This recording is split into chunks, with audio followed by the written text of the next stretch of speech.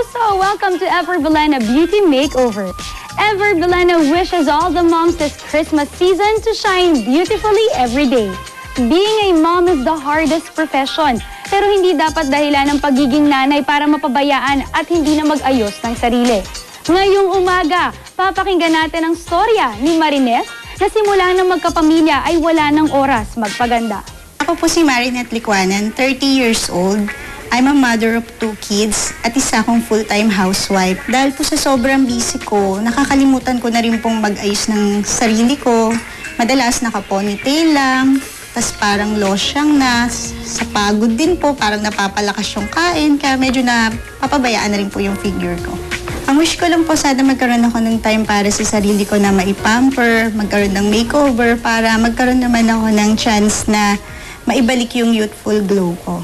Nako, Marinette, huwag mong hayaan na tuluyan kang maging losyang.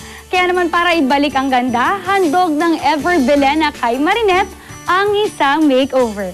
Abangan po yan sa aming susunod na episode dito lamang sa Ever Belena Beauty Makeover.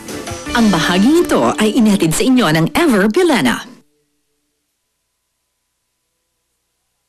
Beauty shines from our heart.